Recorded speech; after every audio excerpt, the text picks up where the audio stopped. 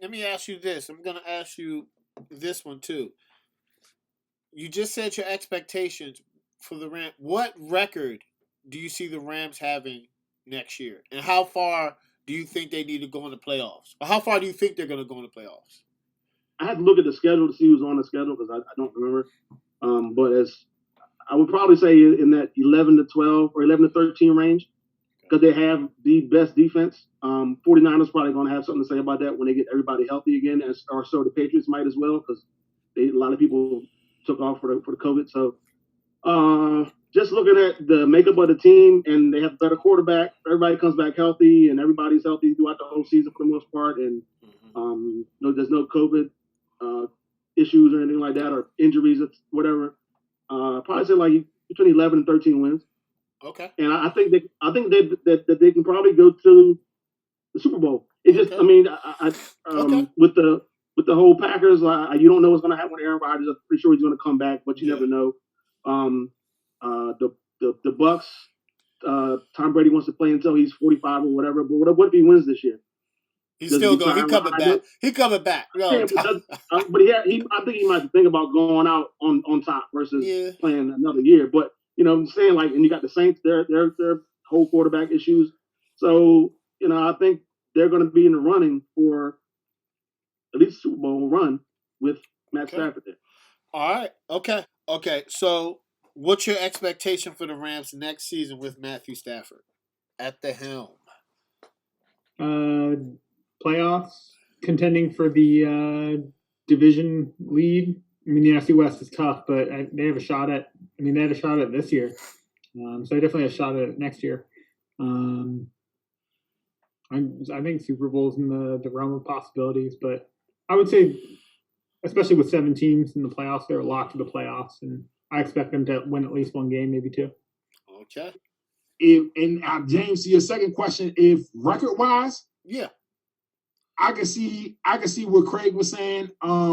And Joe, I don't know if you said this too, but I can see this within 10 to 13 wins. I can see if they're not within 10 to 13 wins without injury, that's a problem. That is a problem.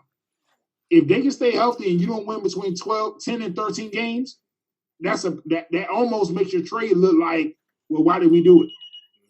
Like, how did you make this trade to say you're going to get better, but now you only get 12 to 13 wins because what, they got 11 wins last year? 9.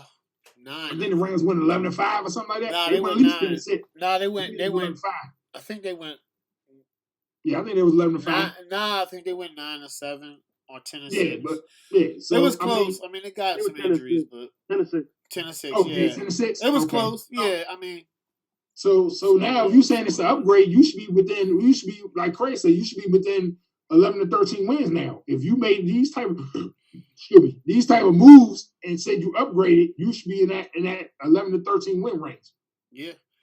So that's my take on it. I love Matthew Stafford, but now the pressure. It's not like he went to the Broncos or Carolina, Washington football team. It's not like that. I'm not saying our teams, we didn't make the playoffs last year.